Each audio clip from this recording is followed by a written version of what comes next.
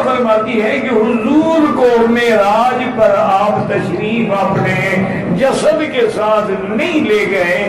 ما فقط تو الفراشی جسد رسول اللہ صلی اللہ علیہ وسلم، حضور کا بدن مبارک میرے بستر میں رہا، ایک لحظے کے لیے بھی جدا نہیں ہوا. تو حضور معراج میں کیسے تشریف لے گئے؟ تو بی بی عائشہ فرماتی ہے کہ وہ روحانی معراج جو تھا کہ اللہ نے آپ کو سب کچھ خواب میں دکھلا دیا، لیکن وہ جسمانی نہیں تھا. اب بی بی عائشہ مخالف ہے اور جمہور صحابہ اور قرآن کہتا ہے کہ نہیں، حضور خود کے اسرا بعبدہ، اور عبد کا اطلاق یہ ہوتا ہے روح الجسد معنی ہوتا ہے، صرف روح میں نہیں ہوتا. سارے قرآن میں دیکھ لیں جہاں بھی عبد کا لفظ ہوگا مراد ہوگا انسان. انہ لما قام عبد اللہ وعباد الرحمن الذین یمشون علی الارض حولا. حضرت عیسیٰ نے بھی کہا تھا انی عبد اللہ آتانی الکتاب وجعلنی نبیا. تو اب سارے صحابہ کہہ رہے ہیں نہیں، معراج جسمانی ہے، حضور اپنے جسم مبارک اور جاگتے میں گئے ہیں. اچھا حضرت معاویہ بھی قائل نہیں ہے. اب محدثین نے ان کو جمع کیا کہ بی بی عائشہ کوئی چھوٹی شخصیت تو نہیں ہے نا، وہ بھی تو صدیقہ ہے، بنت صدیق ہے، امہات المومنین ہے، اور نصف دین تو بھی عائشہ سے سیکھ سکتے ہو. اتنی بڑی عالمہ ہے، ذکیہ ہے، تو اس کے اب علماء نے جمع کیا. سمجھے جمع کرنے کا معنی؟ انہوں نے کہا اصل بات یہ ہے کہ حضور کو معراج ہوا ہے ہجرت سے 2 سال پہلے، اور بی بی عائشہ تو بیوی نہیں بنی تھی. بی بی عائشہ بیوی بنی ہجرت کے 2 سال بعد. تو حضور آپ کے بستر پہ کیسے لیٹے ہوئے تھے؟ تو اس لیے یہ معلوم ہوتا ہے وہ کوئی اور معراج ہے جس کا بی بی عائشہ ذکر کر رہی ہے. حضرت معاویہ اس وقت مسلمان ہی نہیں تھے جب حضور کو معراج ہوا ہے. آپ تو اسلام لائے فتح مکہ کے موقع پر. تو اس لیے ان صحابہ کی حدیث زیادہ قوی ہے جو موجود تھے. تو اب انہوں نے جمع کر دیا کہ معاویہ بھی سچا، بی بی عائشہ بھی سچی، اور باقی صحابہ بھی. معراج جسمانی تھی. علماء نے عقلی نقلی دلائل سے اس کو بیان فرمایا ہے. عقلی طور پہ یہ کہ اگر معراج روحانی ہوتی، نیند کی حالت میں ہوتی، اتنی خواب میں ہوتی، اتنی شدت سے انکار نہ ہوتا. صحیح ہے. یہاں تک کہ کفار کے لیے ایک بہت بڑا ایشو تھا. انہوں نے اس بات کو اچھالا، مسلمانوں کو دین اسلام سے دور کرنے کی کوشش کی. بلکہ کہا جاتا ہے کہ بعض جو نو مسلم تھے وہ اس واقعے کی وجہ سے دین اسلام سے بھی دور ہو گئے، مرتد ہو گئے. ان کو یقین نہ آیا. ان کو یقین نہ آیا. ٹھیک ہے. تو یقیناً یہ جسمانی تھی، تبھی اتنا شور اٹھا، اتنی شدت سے انکار کیا گیا. واہ واہ واہ.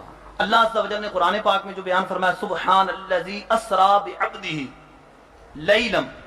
تو اسرا کی تعریف یہی ہے کہ بیداری کے ساتھ رات میں کسی کو لے جانا. واہ. بیداری کے ساتھ لے جانا. اگر نیند میں ہوتی تو پھر اسرا کا لفظ استعمال نہ ہوتا. واہ. اسرا کا لفظ کا استعمال اس بات پہ دلالت کر رہا ہے کہ یہ بیداری میں تھا، نیند میں نہیں تھا. اور پھر فرمایا بعبدہ، بروحی نہیں فرمایا کہ روح کو لے گیا، بلکہ اللہ عز و جل نے قرآن پاک فرمایا اسرا بعبدہ. اللہ عز و جل اپنے بندہ خاص کو لے گیا، عبد کو لے گیا، اپنے عبد کو لے گیا. اور عبد روح جسم کو کہتے ہیں. ٹھیک ہے. تو معراج جسمانی تھی. لہذا علماء فرماتے ہیں کہ جو جسمانی معراج کا انکار کرتا ہے تو گمراہ بدین ہے. بن جائیں گی. اسی ذیل میں آپ کو ایک رویا دکھایا گیا جس میں آپ نے ایک روحانی تجربے میں بیت الحرام سے بیت المقدس تک کا سفر کیا. اس کو اصطلاح میں معراج کہا جاتا ہے. قرآن مجید میں اس کے بارے میں خود آگے سورہ بنی اسرائیل میں واضح کر دیا ہے کہ یہ ایک رویا تھا جو آپ کو دکھایا گیا، اس میں کوئی جسمانی انتقال نہیں ہوا. اور یہ قرآن میں سورہ بنی اسرائیل میں خود کہہ دیا ہے کہ وَمَا جَعَلْنَا الرُّؤْيَا الَّتِي أَرَيْنَاكَ إِلَّا فِتْنَةً لِلنَّاسِ. اس میں یہ اعلان کیا گیا تھا، دکھانے کا مقصد یہ تھا کہ اب آپ کی امت اس سارے کے سارے علاقے میں پھیلے گی، ایک عظیم سلطنت وجود میں آئے گی، اور دونوں شہروں کی امانت اب اس کے سپرد کر دی گئی. تو اس کی حقیقت یہ ہے. باقی ابھی ایک نئی فلم بھی آئی ہے مارکیٹ میں ان کی، وہ یہ آئی ہے کہ نبی صلی اللہ علیہ وسلم जिस्म के साथ मेराज पर नहीं गए, ख्वाब था वो। और उसके लिए उन्होंने कुरान का लफ्ज पकड़ा है, वमा जअलना रुया अल्लती, कहते हैं रुया ख्वाब को कहते हैं, रुया ख्वाब को भी कहते हैं। रुया के लुग़वी माना ख्वाब नहीं है, रुयत देखने को कहते हैं, देखने को। ये है नहीं रुयत हिलाल कमेटी, हिलाल देखने की कमेटी। रुयत किसे कहते हैं? देखने को, जिसका इतलाक मुतलक देखने पर भी होता है और ख्वाब पर भी होता है। अब यहां ख्वाब मुराद है, यह हकीकत में देखना मुराद है, तो कुरान से ही हमें पता चल जा रहा था। तो अल्लाह ने इसको क्या कहा है? फितनतल लिन्नास, हमने इसे लोगों के लिए आजमाइश बना दिया। आजमाइश किया, कुछ सुन के ईमान लाएंगे और कुछ सुन के इनकार कर देंगे कि ये हमारी समझ में नहीं आता। ख्वाब आजमाइश बन सकता है। नबी अगर बताते हैं मुझे ख्वाब आया, तो कहते ख्वाब तो किसी को भी आ सकता है भाई। ख्वाब तो अजीज मिस्र को बड़ा जबरदस्त आ गया था। ख्वाब तो फिरौन को भी आया था कि मेरी सल्तनत में एक बच्चा पैदा होने वाला है जो मेरी सल्तनत को उलट देगा, और सच्चा ख्वाब था वो। नहीं आ रही मेरा ख्याल है बात। तो ये ख्वाब नहीं था। अगर ख्वाब होता तो अल्लाह इसको इतनी बड़ी आजमाइश बोलो ना बताते। दूसरी बात ये, सूरह बनी इसराइल जहां से शुरू हो रही है, सुब्हानल्लज़ी असरा बिअब्दिही लैलन मिनल मस्जिदिल हरामी इलल मस्जिदिल अक़सा, पाक है वो जात हर ऐब से जो अपने अब्द को, अपने बंदे को, लैलन रात के थोड़े से हिस्से में, पूरी रात नहीं, अल्लैल नहीं है, अल्लैल होता तो पूरी रात, लैलन तन्वीन है। जो ग्रामर जानते हैं खूब समझते हैं कि लैलन का मतलब रात का थोड़ा सा हिस्सा। पाक है वो जात हर ऐब से जो अपने बंदे को रात के थोड़े से हिस्से में मस्जिद हराम से मस्जिद अक़सा की तरफ ले गया। यहां अल्लाह क्या बयान कर रहे हैं? अपनी ताकत और कुदरत। जब भी कोई अजीब वाकया होता है हम क्या कहते हैं? सुभान अल्लाह। नहीं आई बात। ख्वाब में आप रॉकेट में भी बैठ जाए ना, पूरी दुनिया की सैर कर ले, सुबह उठ के आप कहेंगे ना मैंने ख्वाब में आप देखा मैं चांद पे हूं, आप नहीं कहेंगे सुभान अल्लाह, ये नहीं कहेंगे। आप बोलेंगे भाई इससे क्या, ख्वाब में तो पता नहीं। और अगर वो ये कहता है कि मैं हकीकत में चांद से होके आया हूं, सुभान अल्लाह, या तो तुम झूठ बोल रहे हो या फिर क्या भाई, सुभान अल्लाह। तो अल्लाह कहां से कलाम की इब्तिदा कर रहे हैं? सुभान अल्लज़ी, हर ऐब से पाक है, यानी अपनी ताकत और कुदरत बता रहे हैं। ताकत और कुदरत, मेरी इतनी बड़ी कुदरत और ताकत है कि अपने बंदे को मैं रात के थोड़े से हिस्से में मस्जिद हराम से मस्जिद अक़सा की तरफ ले। हुजूर अलैहिस्सलातु वस्सलाम का सारा सफर मेराज जिस्मानी है। मस्जिद हराम से लेके मस्जिद अक़सा तक, और मस्जिद अक़सा से सिदरतुल मुंतहा तक, और सिदरतुल मुंतहा से काबा कौसैन औ अदना तक, सारा सफर तीनों मरहलों पर मुश्तमिल, सारा सफर जिस्मानी और रूहानी मुश्तरका है, यानी जिस्म अक़दस के साथ है। इस पूरे सफर का कोई एक मरहला भी ऐसा नहीं जो सिर्फ आपकी रूह मुबारक ने किया हो और जिस्म अक़दस साथ ना हो।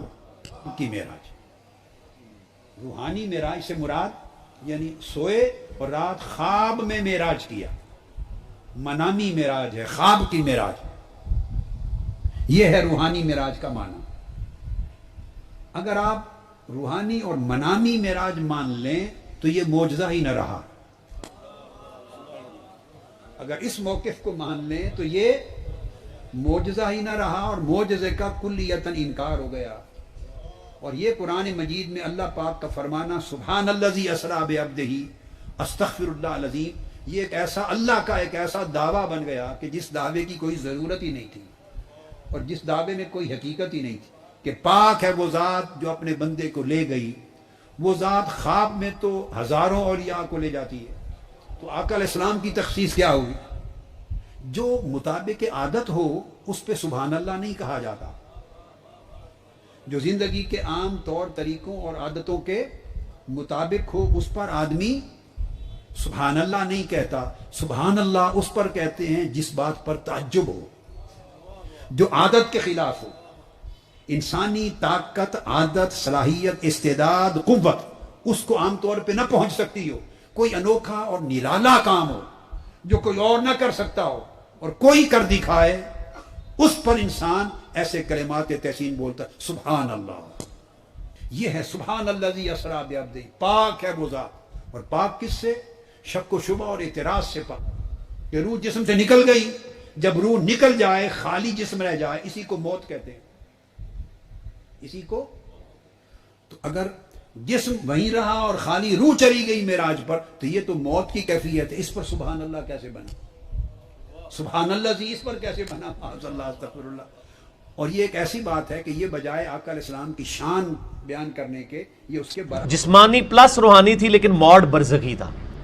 شب معراج میں میرا مسئلہ 126A-B-C لکھیں. امت کا اجماع ہے کہ نبی علیہ السلام کو جسمانی معراج ہوئی ہے. روحانی تو ہے ہی تھی نا, روحانی تو سارے مانتے ہیں. اس کا موڈ برزخی تھا, یعنی 1,00,000 انبیاء کم و بیش اکٹھے ہوئے بیت المقدس میں. نبی علیہ السلام نے صحیح مسلم میں آتا ہے ان کی امامت کی, لیکن بیت المقدس میں کسی نے یہ چیز دیکھی نہیں ہے. وہ ان سین بیریئر تھا. ایون اس رات کو بیت المقدس کے اندر بھی گیا ہوتا وہ یہ منظر نہیں دیکھ سکتا تھا. یہاں ہمارے ارد گرد فرشتے ہم دیکھ سکتے ہیں لیکن موجود ہیں. سعد ابن معاذ کے جنازے میں نبی علیہ السلام فرمایا 70,000 فرشتوں نے شرکت کی ہے, لیکن قبر نے ان کو بھی دبایا اور پھر نبی علیہ السلام کہتے ہیں چھوڑ دیا. سعد ابن معاذ, اور یہ وہ ہیں جن کے بارے میں آتا ہے سنن نسائی میں کہ عرش ہل گیا تھا اللہ کا ان کی وفات پہ. غزوہ خندق پہ ان کو تیر لگا تھا نا.